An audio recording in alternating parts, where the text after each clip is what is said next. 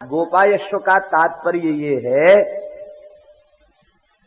कि हे नंद राय जी, श्री कृष्ण ही परम धन है, श्री कृष्ण ही परम संपत्ति है, इस संपत्ति की सुरक्षा करो। अर्थात इनको छिटकने मत दो, अपने भीतर संजो कर इनको रखो। ये था रक्षा का तात्पर्य क्या है, इनको अपने हृदय में छिपा करके रखो। एक से एक प्रेमी संत भय हैं जिन्होंने हृदय में भगवान को छिपा करके रखा। हमने सुना है भगवान श्री पंढरीनाथ जी आंख में चोनी खेल रहे थे, लुका छिपी का खेल।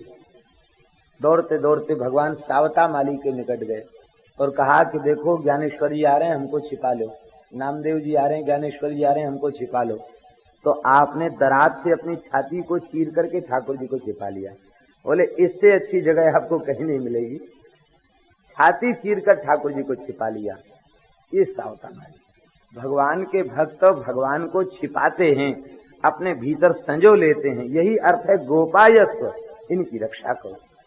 गोपायस्व समाहिता, समाहित चित्त से इनको अपने हृदय में विराजमान करो। नारायण समो गुण ही कह करके गर्ग जी ने स्पष्ट कह दिया ये परमात्मा है, क्योंकि नारायण के समान तो नारायण ही हैं। न त्वत् समोस्तिभ्यधिकः कुतोन्यः, भगवान की समता करने वाला कोई नहीं तो भगवान से अधिक कोई होगा, ये नहीं कहा जा सकता है, स्पष्ट कर दिया। लेकिन नंद बाबा के हृदय में इतना वात्सल्य है, बाबा सोच रहे हैं ये तो महात्मा है, इनकी दृष्टि में तो नारायण समाये भय हैं, जहां देखे वहीं नारायण ही दिखे। हमारे लाला में भी इन्हें नारायण के दर्शन है रहे हैं, कोई बात ना है, ये तो इनको भाव है। वस्तुतः ये नारायण कहाँ है सके, नारायण तो हमारे इष्ट देव हैं, ये तो हमारो लाला है। ये भाव बाबा के हृदय में। श्री जीव गोस्वामी जी ने इसका अर्थ और विशिष्ट अर्थ किया है। श्री जीव गोस्वामी जी कहते हैं नारायण असमो गुणै, बोले यहाँ आकार और है, अर्थात नारायण भी इनकी गुणों में समता न कर सकें, ऐसे गुण इनमें। नारायण से भी विशिष्ट गुण है। आप लोग कहेंगे कि आप इधर तो कहते हैं कि रामकृष्ण नारायण इनमें भेद नहीं है, एक ही है, और इधर आप कहते हैं कि नारायण असमो गुण ही, इसका तात्पर्य क्या है? बोले इसका तात्पर्य ये है कि श्री कृष्ण में जो गुण प्रकट हैं वो नारायण में भी दिखाई नहीं पड़ते। आप ही बताइए, नारायण भगवान को किसी ने माखन चोरी करते देखा? किसी गोपी के घर में माखन चोरी करने गए भगवान? नारायण चतुर्भुज रूप से नहीं गए। ये माखन चोरी का जो गुण है वो श्री कृष्ण में है। बोलो भक्त वत्सल भगवान। इसी को कहते हैं लीला माधुरी, इसी को श्री जीव गोस्वामी जी ने कहा लीला माधुरी। ये लीला माधुरी का गुण विशेष इनमें है, और रूप माधुरी भी बड़ी विचित्र है इनमें। श्री नारायण का एक ही रूप प्रसिद्ध है, और ये तो किसी के पास सूची नहीं इनके कितने रूप हैं। कभी मणिहारिन, श्री जी के दरबार में पहुंचने के लिए कभी मणिहारिन, कभी पनिहारिन, कभी गुदना गूदने वाली लीलहारिन, कभी चूड़ी पहनाने वाली कचहारिन, और कभी फूल से श्रृंगार करने वाली मालिन। न जाने कितने कितने छदम वेश धारण करके श्री जी के दरबार में पहुंचते हैं। कभी नट बाबा, कभी जोगी बाबा, कभी ब्रह्मचारी बाबा। ये बड़े सुंदर सुंदर लीलाओं का अनुभव ब्रज के रसिकों ने किया है। अद्भुत अद्भुत लीला। ऐसा नहीं कि ठाकुर जी ही जाते हैं छदम करके, श्री जी भी जाती है। सखियों के आग्रह पर कई बार श्री जी भी जाती है। श्री जी का एक छदम प्रसिद्ध है हमारे वृंदावन में, परिक्रमा में आपने दर्शन किया होगा। श्री गोरे दाऊ जी, गोरे दाऊ जी का दर्शन है। ये गोरे दाऊ जी दाऊ दादा नहीं है, ये राधा रानी है। दाऊ जी तो गोरे है ही हैं, गोरे विशेषण लगाने की क्या जरूरत है। गोरे दाऊ जी, एक दिन की बात है, ठाकुर जी अटल वन में गैया चरा रहे थे। वो अटल वन का क्षेत्र है। अटल वन में ठाकुर जी गैया चरा रहे थे। इसी बीच ललिता विशाखा आदि सखियों ने कहा, हे किशोरी जी, जैसे श्याम सुंदर अनेक प्रकार के छदम धारण करें, ऐसी आप भी छदम धारण करके आज प्रियतम को रिझाओ। श्री जी ने पता लगवाया, ठाकुर जी किधर गए गैया चराने? बोले उधर गए। कौन कौन है? दाऊ जी हैं कि नहीं? बोले दाऊ जी नहीं है। तो दाऊ जी का श्रीअंग भी गौर है, श्री जी भी अतिशय गौर हैं। तो श्री जी ने दाऊ जी का वेश धारण किया। दाऊ जी का श्रृंगार श्री जी का सखियों ने कर दिया, और जितनी सखियां थीं वे सब दाऊ जी के सखा बन गए। धोती लांग लगा के, धोती पहन के, चौबंदी पहन के, लकुट लेके, पगड़ी बांध के सब सखा बन गए। सखियां सब सखा बन गईं और श्री जी दाऊ जी बन गए। जैसे ही वहां पहुंचे हैं गोचारण में, तो ठाकुर जी देख करके बड़े प्रसन्न भये। बोले दाऊ दादा, आज आप गोचारण के लिए नहीं आए थे तो हमारा मन नहीं लग रहा था आपके बिना, आप पधारे बहुत अच्छो कियो। दाऊ जी बोले कहा करूं कन्हैया, तू जब चलो गए हो पहले तो मैंने नहीं जाए को निश्चय को, जब तू चलो गए तो मेरा मन अकेले नंद महल में लगे हो नहीं, तो मैं खुद आए गयो दाऊ बन के, मैं खुद आए गयो। तो अब ठाकुर जी का अभ्यास है। क्या अभ्यास है? जब सहचरी मध्य में होती हैं तो वो ऐसे अकेले खड़े नहीं होती, प्रिया जी की गलवाई दे के खड़े होते हैं। और जब सखाओं के साथ होते हैं तो दाऊ जी के गलवाई दे के खड़े होते हैं। उनका अभ्यास है गलवाई दे के खड़े होने का। लगता है कुछ थोड़े से कमजोर हैं, इसलिए सहारा लेके खड़े होते हैं। जैसे ही सहारा लेकर खड़े होने का विचार किया कि श्री जी तो दूर हो गई, बोले आज दाऊ दादा हमारे निकट क्यों नहीं आ रहे हैं। जैसे ही निकट पहुंच करके दाऊ जी की गलवैयां दी, स्पर्श करते ही अनुभव हो गया ये तो साक्षात श्री प्रिया जी का स्पर्श है। विह्वल हो गई, और श्याम सुंदर का स्पर्श पाके प्रिया जी विह्वल हो गई हैं। दोनों ने एक दूसरे को हृदय से लगा करके मिले हैं। आज ठाकुर जी ने कहा, हे करुणामयी, आपके या दाऊ दादा के अग्रज के रूप में दर्शन करके हमारा हृदय अतिशय प्रसन्न है रहो है। याते रसकन को सुख देवे के लिए याई वेश में दर्शन दो। कहा ठीक है, मैं तो दर्शन दूंगी, पर आपको भी अटल होकर रहना होगा। बोले ठीक है, इस वन में मैं अटल होकर रहूंगा। इसलिए उस वन का नाम है अटल वन। भगवान अटल बिहारी के रूप में विराजमान है और राधा रानी गोरे दाऊ के रूप में। अब बताइए, ये लीला माधुरी अन्यत्र कहीं है? लीला माधुरी, ये रूप माधुरी। तीसरा गुण है भगवान में वेणु माधुरी। ये भगवान का विशेष गुण है। नारायण भगवान बंसी बजाते नहीं दिखाई पड़ते, और ये तो त्रिभंग ललित होकर बंसी बजाते हैं, तो ये गुण इनमें विशिष्ट प्रकट होता है। और चौथा गुण क्या है? बोले इनकी रास माधुरी। ये रास का रस इनके यहाँ प्रकट होता है, महारासक क्रीड़ा में लगे रहते हैं। ये चार विशिष्ट प्रकार के माधुर्य इनमें हैं, विशेष रूप में प्रकट होते हैं इनमें, इसलिए इनकी लीला का आस्वादन भगवान भी करते हैं। बोलो भक्तवत्सल भगवान की जय। प्रेमी लोग अपने मन में ये बात अच्छी प्रकार से समझ लें, यहाँ भेद नहीं किया जा रहा है। ये तो भगवान ने अपने ऐश्वर्य को भुला करके अतिशय माधुरी की लीलाओं को प्रकट किया है, बस यही बात कही जा रही है। इसका तात्पर्य भेद में मत ले जाना। भगवान श्रीमन नारायण ऐश्वर्य प्रधान हैं, और बालकृष्ण ने ऐश्वर्य को किनारे धर दिया है और केवल प्रेमियों को सुख देने के लिए लीला कर रहे हैं। इसलिए यह विशिष्ट माधुर्य इनमें प्रकट हो रहा है। बोलो भक्तवत्सल भगवान की। गर्ग जी अपना आनंद मनाते हुए चले गए। अब तो ठाकुर जी शुक्ल पक्ष में जैसे चंद्रमा बढ़ता है, ऐसी भगवान बढ़ने लगे हैं। भगवान ने सुंदर बाल लीला प्रारंभ की है।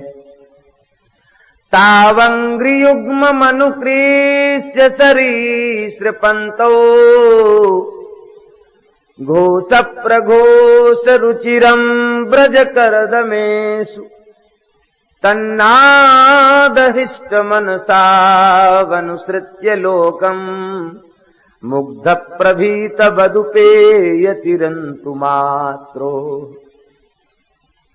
भगवान कुछ बड़े है गए हैं। तावंग्री युग्मऊ अनुकृष्य, अपने दोनों चरणों को कुछ सिकोड़ते हुए घुटरुवन चलते हैं। सरीसृपंतऊ, खिसकते हुए नंद महल के प्रांगण में चलते हैं।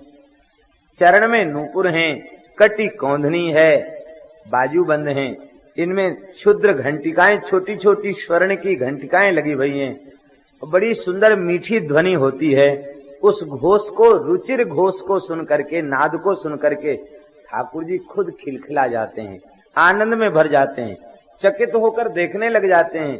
ये इतनी मीठी ध्वनि कहां से आई है, देख वे चकित हो जाते हैं। इनकी उस झांकी का दर्शन करके गोपियां आनंद में भर जाती हैं। यशोदा जी, रोहिणी जी निहाल हो जाती हैं। ब्रज करदमेशो, भगवान धूल में लौटने लग जाते हैं। मैया रज को झाड़ देती है। ठाकुर जी को संतोष नहीं होता। श्री ठाकुर जी सोचते हैं ब्रजरज में हमारी प्रीति है, ब्रजरज हमारी इष्ट है, ब्रजरज हम श्री अंग में लगाते हैं तो मैया झाड़ देती है। तब यह सो क्यों ना करूं कि मैं कीच लपेट लूं अपने शरीर में, तो आलिंगन को सुख ज्यादा मिलेगा। बस इसी विचार से ठाकुर जी कीच लपेटने के विचार से नंद महल से घुटरुवन चल पड़े। नंद बाबा की ऊंची देहली पर पहुंच गए। दोनों अपनी छोटी छोटी लाल लाल हथेली रख करके खड़े हो गए और खड़े होकर जैसे ही चरण उठाया कि दोनों चरण एक साथ उठ गए और पेट के बल से देहली के ऊपर लटक गए। ये झांकी त्रिभुवन में कहीं नहीं है। इस झांकी को रसिकों ने कहा है लटकंत ब्रह्म। लटकते हुए ब्रह्म को देखा किसी ने? इसी समय ब्रह्मलोक से श्री नारद जी और लोमस ऋषि आए थे। इस लीला को देखकर नारद जी वीणा बजा बजा के नाचने लग गए। ठाकुर जी बीच देहली पर लटक के रो रहे थे। नारद जी नाचने लगे, बोले भैया अब आंख नाक कान दबाए के क्यों बैठे हो, कठोर साधना तपस्या क्यों कर रहे हो, चले आओ सीधे ब्रज में और उस परब्रह्म परमात्मा के अनुपम झांकी का दर्शन कर लो। लटकंत ब्रह्म की झांकी का दर्शन कर लो जो नंद बाबा की देहली पे लटक रहा है। आज वेदांत का सिद्धांत बाबा की देहली पे लटक रहा है, दर्शन करके निहाल हो जाओ। इसी बीच में नारद जी रोने लग गए। लोमस जी ने पूछा महाराज पहले हंस रहे थे अब रोने क्यों लगे? बोले हम उनके दुर्भाग्य पर रो रहे हैं जिन्होंने साधनाएं तो बड़ी बड़ी करी और ब्रह्म में लीन हो गए। अब बेचारे इस झांकी का दर्शन करने की बात तो क्या चले, सुन भी नहीं सकते। अरे जो मुक्त नहीं भय वे इस लीला को सुन करके तो स्वाद ले लेंगे, लेकिन जो लीन हो गए ब्रह्मैक्य भाव को जिन्होंने प्राप्त कर लिया, अब वे इस लीला के सुख से सदा सर्वदा के लिए वंचित हो गए। मैया यशोदा ये सगुण उपासक मोक्ष न लेहि, तिन कहूं राम भगत निज देहि। भगवान की लीला के प्रति इतना आकर्षण होता है कि उस लीला के आस्वादन के समक्ष मुक्ति भी तुच्छ दिखाई देने लग जाती है, मुक्ति का सुख भी तुच्छ हो जाता है। यशोदा जी दौड़ी भई आई, गोद में उठा लिया। अब ठाकुर जी कुछ और बड़े हो गए। कुछ दिन पश्चात ठाकुर जी देहली को पार करने में समर्थ हो गए और जैसे ही बाहर गए कि कीच में भगवान लौटने लग गए। मैया को बड़ी घबराहट भई कि लाला को सुंदर स्नान कराए के श्रृंगार कराए के महल में छोड़ो, तो लाला कहाँ चलो गयो? मैया बोली कन्हैया, ओ कन्हैया। ठाकुर जी अभी बोलना नहीं जानते, धीरे से बोलते हैं, आ ऊ करना जानते हैं। ठाकुर जी बोले ऐसे लगता था मानो वेदों का सार प्रणव उनके मुखारविंद से प्रकट हो रहा हो। मैया व्याकुल होकर दौड़ी। ऐसी वाणी है मुर्दे के कान में पड़ जाए तो जिंदा हो जाए, ऐसी वाणी है। मृतक जियावन गिरा सुहाई, मृतक जियावनी गिरा है। मैया दौड़ी भई आई है। क्या देखती है? बड़ी प्यारी झांकी है। ठाकुर जी कीच में बैठे हैं और क्या कर रहे हैं? अंजलि में कीच भर के ऐसे डाल रहे हैं, अभिषेक कर रहे हैं कीच से। अंजलि भर भर के ऊपर डाल रहे हैं, मुंह में लगा रहे हैं, केसों में डाल रहे हैं। देख के मैया को हंस रहे हैं ठाकुर जी। मैया खींच गई, चौरे कन्हैया बड़ो उधमी है, बड़ो नटखट है, कितने देर तक तेरो श्रृंगार वैसे ही तो कारो करूटो है और कीच में औरतें ने अपनो श्रीअंग को अभिषेक कर रखो है। कैसी है तेरी बुद्धि? विल मंगल जी व्रज करदमेशु लीला का दर्शन कर रहे हैं। विल मंगल जी ने कृष्ण करणामृत में इसका स्मरण किया है। पंकाविषिक्त सकला वयवम विलोक्य दामोदरम बदति कोपवशाद्य सोदा त्वं शूकरोषि गत जन्म निपूतनारे इत्युक्त सस्मित मुखो वतुनो मुरारी। मुस्कुराते हुए मुरारी हम सबकी रक्षा करें। मैया ने कहा कन्हैया तेने अपने श्रीअंग को कीच में सान राख्यो है, मोए तो ऐसो लगे कि तू धोखे से आए गयो नंदग्रह में, तू तो पूर्व जन्म को शूकर है।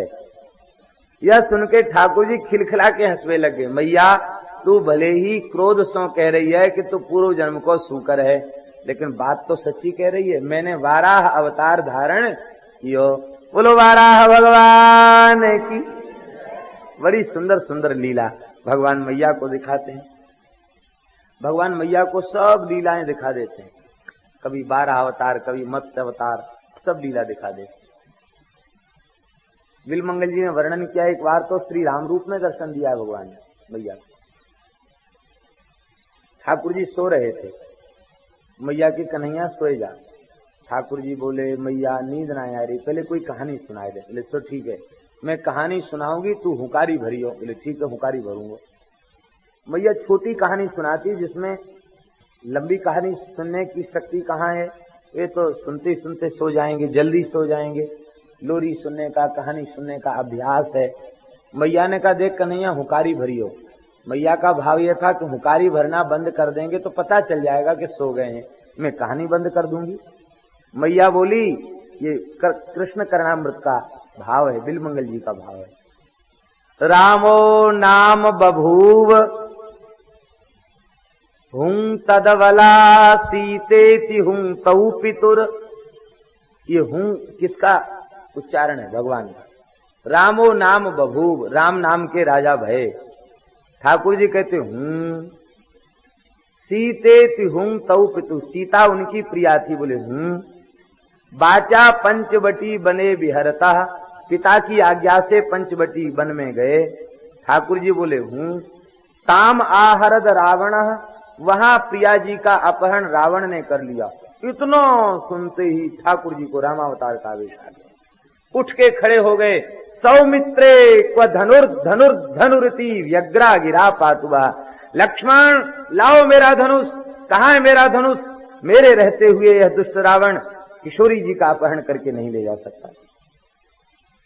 भगवान धनुष बाण की मुद्रा में खड़े हो गए। मैया घबराई गई कि हम तो कथा सुना रहे, कथा सुनते सुनते इसको क्या हुआ। भगवान को आवेश में श्रीअंग में श्वेद आ गया। मैया ने आंचल से पूछा है, भगवान को बिठा दिया। कन्हैया तो ये कहा है गयो? अरे ये लाल छोरन के संग याने रामलीला को खेल खेले होएगो, भाई को ध्यान आएगो ये, अथवा कहूं रामलीला देखे आए होएगो। कन्हैया तो ये कहा है गयो? ठाकुर जी कहते मैया मोए अपने रामावतार की सुधे आएगी। अरे लवार कहीं के, रामचंद्र तो परमात्मा है, तू कोई परमात्मा है? तू तो हमारो लाला है। देखो रस कितना ऊंचा है। मैया कहती है कि रामचंद्र को तो लोग भगवान कहते, तू कोई भगवान है? तू मेरो लाला, मैं तेरी मैया। अरे मैया तू ना जाने, जो त्रेता को रामचंद्र हो ना वो मैं ही तो हो। मोते अलग रामचंद्र थोड़े ही है, त्रेता को रामचंद्र मैं ही तो हो। और देख ये जो दाऊ भैया है ना, यही लक्ष्मण हो बा समय। तो मैया कहते अरे मैं सब जानू, लीला में तू राम बने होएगो, कारो करूडो तो है ही है, दाऊ को लक्ष्मण बना दियो होएगो, हमें बहकाए रहे, सोई जा जल्दी। ठाकुर जी सच्ची बात कहते तो भी मैया को विश्वास नहीं होता। ये बात चल रहा है। भगवान को माधुर्य प्रिय है, ऐश्वर्य प्रिय नहीं।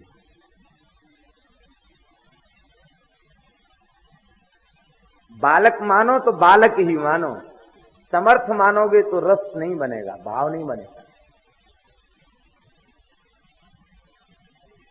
विठलनाथ जी का वात्सल्य भाव है श्रीनाथ जी के प्रति। जब कर रहे थे, माला फेर रहे थे, तब तक ठाकुर जी भीतर से आए और गोद में बैठ गए और कहते, गोसाई जी ने जैसे ही देखा भगवान भयभीत हैं तो पूछा, प्रभु क्या हो गया? लाल जी क्या हो गया, क्यों डर रहे हो? तो वो चद्दर जो ओढ़े थे ना, उस चद्दर से भगवान ने अपने को ढक लिया ऐसे, और धीरे से हाथ निकाल के ऐसे दिखाने लगे। वो बंदर का बच्चा घुड़की दे रहा ना, उससे हमको डर लग रहा है। गोसाई जी के मन में बात आई कि अरे रामावतार में हनुमान जी जैसे पर्वताकार वानर इनकी सेवा में थे, तब तो इनको डर नहीं लगा। इस स्वरूप से इतने कमजोर हो गए कि इनको एक बंदरी के बच्चे को देख के डर लग गया। आपने बंदर को फटकारा, वो बंदर जो है वो चला गया। जैसे बंदर को डांट लगाई, बंदर चला गया और ठाकुर जी मंदिर में चले गए। ये सोचने लगे कि इनको ऐसा कैसे हो गया, इतना भयभीत ये कैसे हो गए। जैसे ही मध्याह्न में आपने विश्राम किया, ठाकुर जी स्वप्न में आए। बोले गुसाई जी, एक म्यान में दो तलवार नहीं रह सके, या तो हमें अपनो लाला मानो, तो हम छोटे से लाला हैं तो हमको तो भय भी होगा, प्रसन्नता भी होगी, हम रूस भी जाएंगे, सब काम होंगे हमारे। और यदि मुझे परमात्मा मानो तो मेरे भय से काल भी भयभीत होता है, मुझे किसी से डर नहीं। बोलो क्या मानना चाहते हो?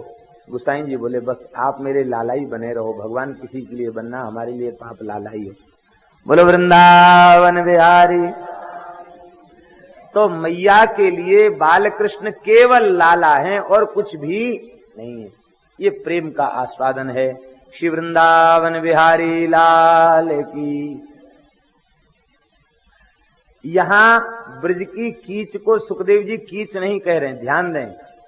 तन मातरौ निज सुतौ घृणया श्रुवंत्यौ पंकांग राग रुचिरा उपगुह्य जोड़।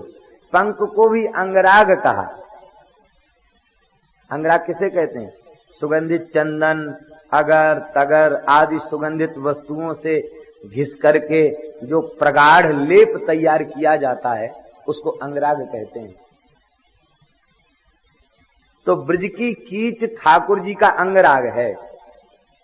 तन पुलकित ब्रज रज में लोटत गोविंद कुंड में नहीं। ठाकुर जी लौटते हैं रज में, ठाकुर जी रज से श्रृंगार करते हैं। इसलिए हमारे ब्रज में ठाकुर जी को इष्ट कहा गया, आराध्य कहा गया, और ब्रज रज को अति आराध्य कहा गया।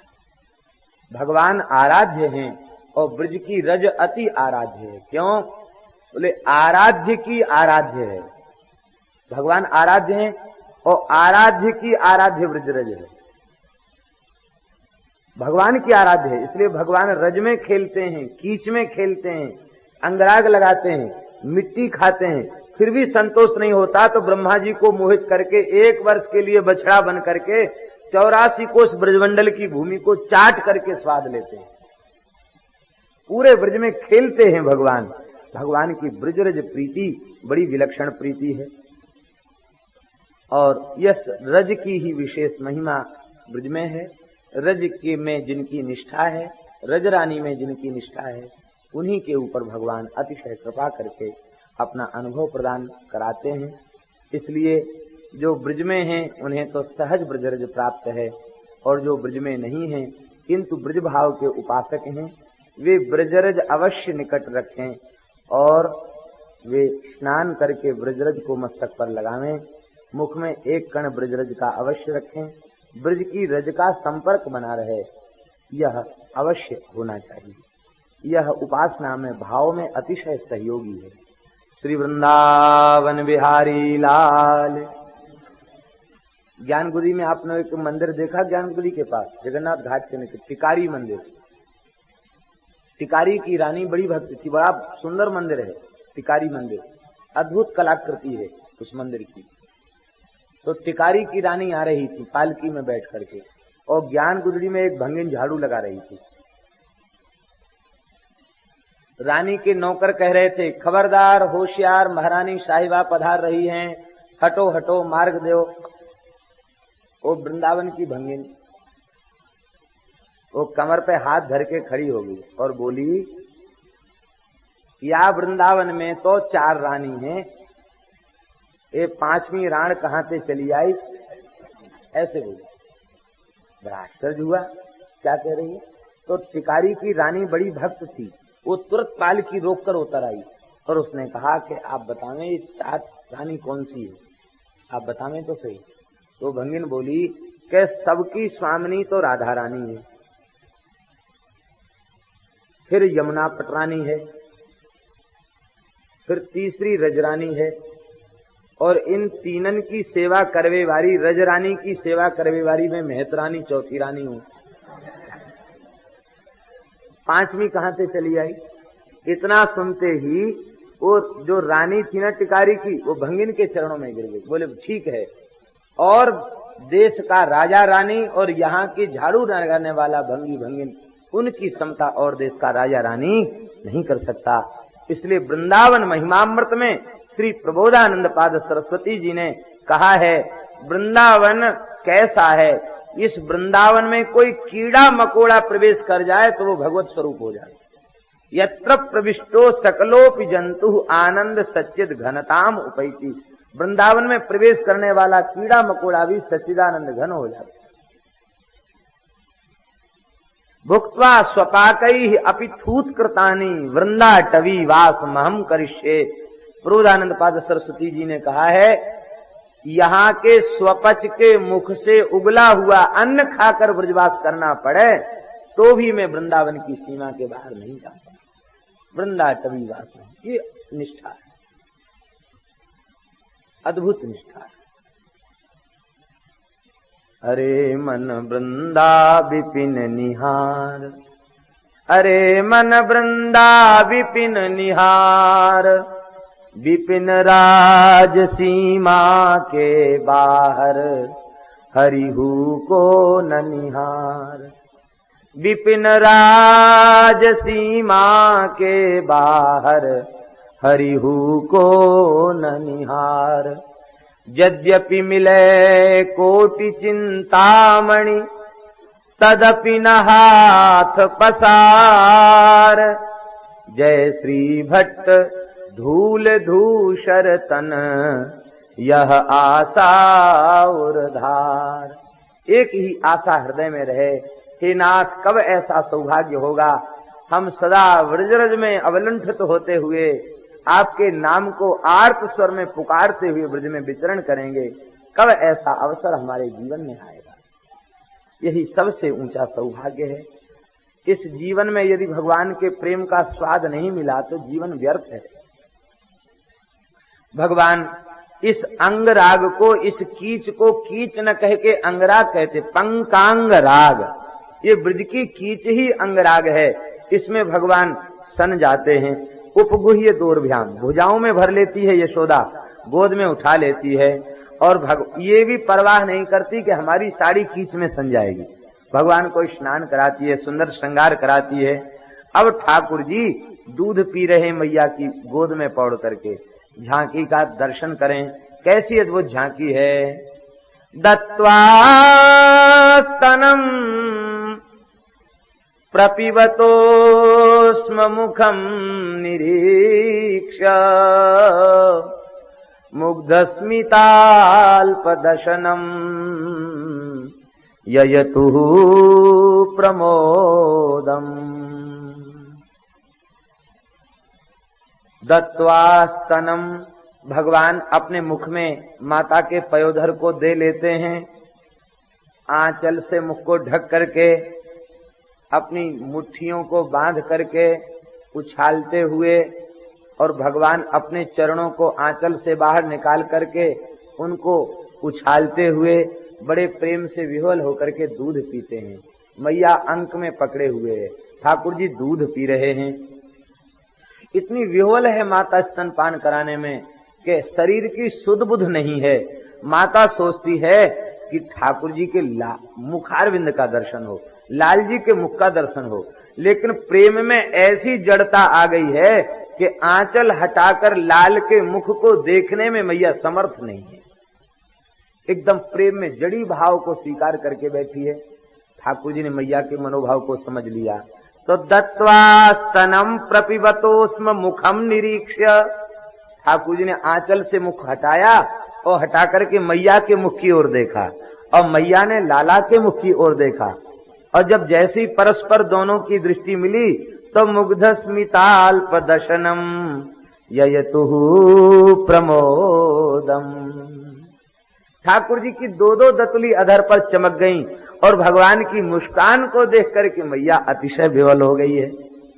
गोपियां भगवान आंचल से मुख हटा करके किलकारी भर के मैया की ओर देखते हैं। मैया नेत्र खोल के देखती, भगवान हंस रहे हैं। छोटी छोटी जो दतली दिखती है, मैया कृतार्थ हो जाती है। गोपियां कहती हैं, कन्हैया अरे तेरे दांत तो बड़ी जोर के आए, अभी छोटे छोटे दांत हैं, बड़ी जोर के आए। देखें ये पैने हैं कि भोथरे, कैसे हैं ये? तो जैसे उंगली मुख में देती तो ठाकुर जी धीरे से काट करके दांत से ये अनुभव कराते हैं, हमारे दांत कमजोर नहीं है, बड़े पैने और तीक्ष्ण हैं। वो काटते हैं दांत से, लेकिन गोपी को तो नशा चढ़ जाता है। अद्भुत, ठाकुर जी के मुखारविंद का स्पर्श मिल जाता है, एक कृतकृत्य हो जाती है, कृतार्थ हो जाती है। ठाकुर जी कुछ और बड़े हो गए, अब तो बछड़ों के साथ खेलने लगे। एक बछड़े की पूंछ दाऊ जी पकड़ लेते हैं, एक बछड़े की पूंछ ठाकुर जी पकड़ लेते हैं। अब बछड़े तो खूब दूध पिए हृष्ट पुष्ट बछड़े हैं, वो भगवान का कोमल स्पर्श प्राप्त करके इतने विह्वल हो जाते कि आनंद में उछलने लग जाते हैं। अब ठाकुर जी को पकड़ना आता, छोड़ना आता नहीं, तो पूंछ इतनी जोर से पकड़ लेते हैं कि उछलते हुए लटकते हुए हैं, पूंछ में लटकते हुए ब्रह्म का दर्शन ब्रजवासी करके कृतार्थ हो जाते हैं। बछड़ों को पकड़ते हैं, प्रेक्षंत उज्जित गृहा जहरसुर हसंत्या, गोपियां हंसने लग जाती हैं, भगवान को गोद में उठा लेती हैं। जो ठाकुर जी जिनके श्वास प्रश्वास से वेद प्रकट होता है, जो हृदय के संकल्प से ब्रह्मा जी को भी ज्ञान दे देते हैं, जो ब्रह्मा को ज्ञान देने वाले हैं, उनको ज्ञान देती हैं गोपियां और जसोदा जी। कन्हैया कांटो है लग जावे वो सांप है काट ले वो बैल है मार दे वो आग है जल जाए वो। तो ठाकुर जी एक एक वस्तु का ज्ञान ब्रजवासियों से प्राप्त करके आश्चर्य में देखने लग जाते हैं और फिर भयभीत होकर के मैया के आंचल में छिप जाते हैं। इस झांकी को देख करके सभी गदगद हो जाते हैं। कभी कभी किसी अपरिचित व्यक्ति के पीछे भी चलने लग जाते हैं। मैया दौड़ के इनको गोद में उठा लेती है, ऐसी सुंदर इनकी शोभा होती है। श्री बिल्वमंगल जी ने तो सावधान किया है कृष्ण करणामृत में, बहुत सुंदर बात कहती है बिल्वमंगल जी महाराज। मायात पांथा पथि भीमरथ्या दिगंबरः कोऽपि तमाल नीलः विन्यस्त हस्तेऽपि नितंब बिंबे धूर्तः समाकर्षति चेत्तवित्तम्। अरे ओ पथिक राहगीर, कहाँ जा रहे हो? बोले उधर थोड़ा काम है गोकुल में, उधर से होके निकलेंगे। अरे भाई और कहीं से काम चला लो, गोकुल में मत जाना। कहते हमको तो वही रास्ता, हमको तो जाना ही पड़ेगा वहां होकर। अच्छा जाना पड़ेगा तो कोई बात नहीं, एक नंद महल है उधर होके मत जाना, किसी गली कूचे से निकल जाना, नंद महल के सामने से मत निकलना। क्यों? बोले नंद महल के सामने जाओगे तो वहां एक धूर्त दिखाई पड़ेगा। धूर्त किसे कहते? जो आंखों में धूल झोंक के सब कुछ छीन ले, उसको धूर्त कहते हैं। उस राहगीर ने पूछा बिल्वमंगल जी से कि भाई वो धूर्त है कितना बड़ा? कहते ज्यादा बड़ा नहीं है, 2.5-3 साल का है। 2.5-3 साल का धूर्त? कहते हाँ वो विचित्र है धूर्त, 2.5-3 साल का है। कैसा है? कहते वो कपड़ा भी नहीं पहने, दिगंबरा, नंगा है। मैया कछनी काच भी दे तो उतार के फेंक देता है। उनको तो दिगंबर रहने में ही सुख मिलता है। दिगंबर कोपि तमाल नीला, तमाल के समान नील वर्ण वाला एक दिगंबर नंद महल पर विन्यस्त हस्ते नितंब बिंबे, अपने नितंब बिंब पर, अपने पृष्ठ भाग पर, नितंबों पर दोनों हाथ रख करके ऐसे टुकुर मुकुर देख रहा है, खड़ा है। लेकिन इतना बड़ा धूर्त है कि बिना हाथ लगाए चोरी कर लेता है। चोरी तो हाथ से की जाती है कि नहीं? कहती है इतना बड़ा चोर है कि हाथ लगाने की जरूरत नहीं है। विन्यस्त हस्ते पि नितंब बिंबे, नितंब बिंब पर हाथ रखने के बाद भी यह धूर्त चित्त वित्तम समाकर्षति, चित्त रूपी वित्त को ये चुरा लेता है। कहते चित्त वित्त चोरी हो जाएगा तो क्या होगा? बोले फिर तू किसी काम का नहीं रह जाएगा, बस इतनी बात है। फिर दुनिया के काम का नहीं रह जाएगा, उसी में तेरा चित्त अटक जाएगा। चोरी की जाती हाथ से, लेकिन ये बिना हाथ की चोरी कर लेते हैं, ऐसे ये धूर्त हैं।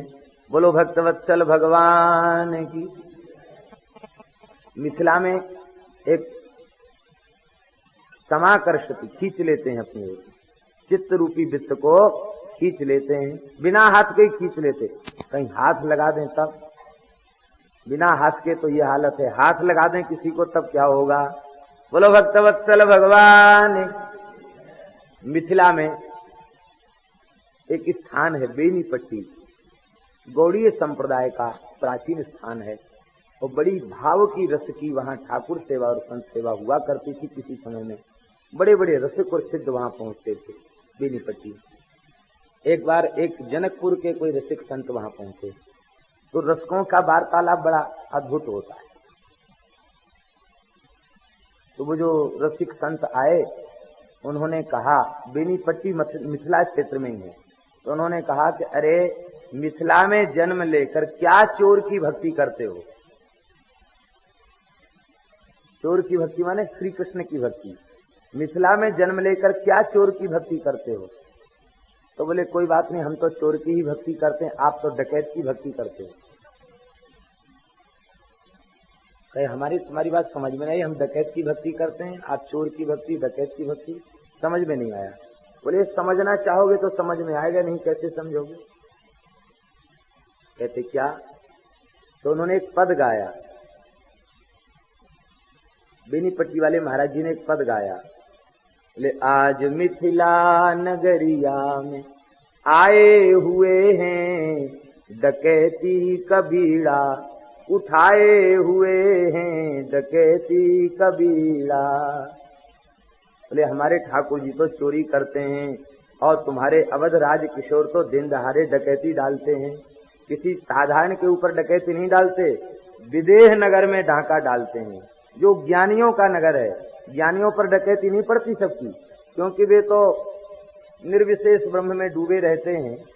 कहते ऐसे ज्ञानियों के ऊपर डाका डाल दिया तो दिन दहाड़े लूट करे उसको डकैत कहते हैं, और चोरी छिपे किसी की वस्तु को ले उसको चोर कहते हैं। तो इसलिए कोई बात नहीं, हम चोर के भगत तो आप डकैत के भगत। वो सुनकर के महात्मा बोले तब कोई बात नहीं, चोर चोर मौसेरे भाई, एक दूसरे के गले लग गए। बोलो वृंदावन बिहारी।